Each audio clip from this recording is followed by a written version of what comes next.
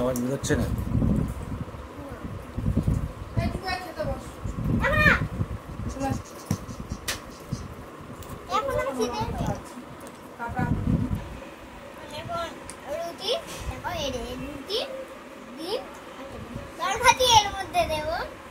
এবার আমি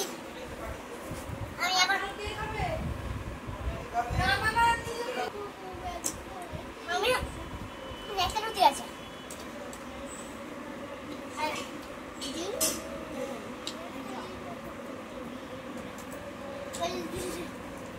আমি ওর একটা ঘড়ি আছে, ওটা পড়তেই পারছে না কি করবো?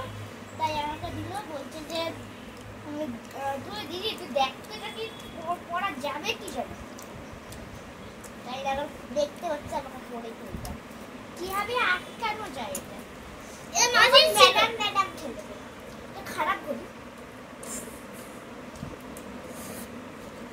ও ম্যাডাম এখন টিভি করছে, ওদের বেল পড়ে গেছে, বাচ্চারা এখন টিভি করছে, ম্যাম এখন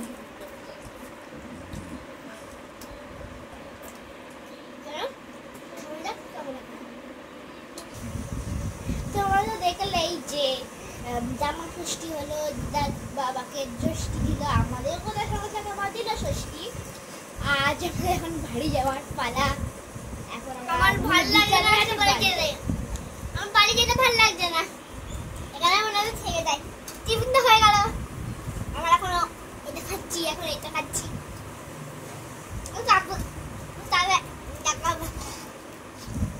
ভালোই হয়েছে, আজকে তরকারি ভালোই হয়, মজা লাগে। কিন্তু যে স্কুল পড়া এগুলো তো একদিক থেকে অসুবিধা না।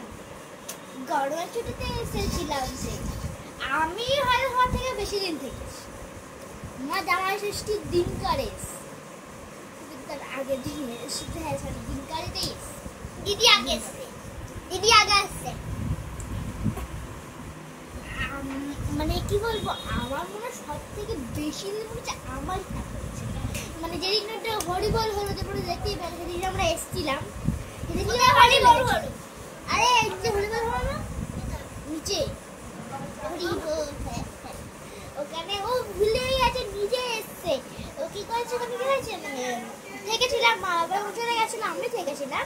ওই আমার রবিবার ছিল, দুদিন পারে পরশু দিন পারে রবিবার ছিল, শনিবার থাকবেন, শুক্রবার ছিল কিন্তু। এবার মারা এলো, অনেক দিন থাকা হলো, লোকনাথ পুজো কাটিয়ে তো হলো। চলো বাড়ি, এখন দিদিদের বাড়ি থেকে চলে এসেছি। আর তোমাদের সামনে এখন কিছু কথা বলবো। দেখতেই পারলো আমরা দিদির বাড়ি থেকে চলে আসলাম, পুজো হয়ে গেছে। এবার আবার আরেকটা দুর্গা পুজো আসবে, সেটা তোমাদেরকে দেখানো। এখন স্কুলে যাচ্ছি, তোমাদের ওখানে গিয়ে দেখো। এই দেখো আমার নাম। আমি যদি এরকম সুন্দর করে থাকি, আমার সুন্দরী ম্যাম কি বলবে? কি বলে ম্যাডাম তোকে? সুন্দরী মহিলা। তোকে সুন্দরী মহিলা বলে?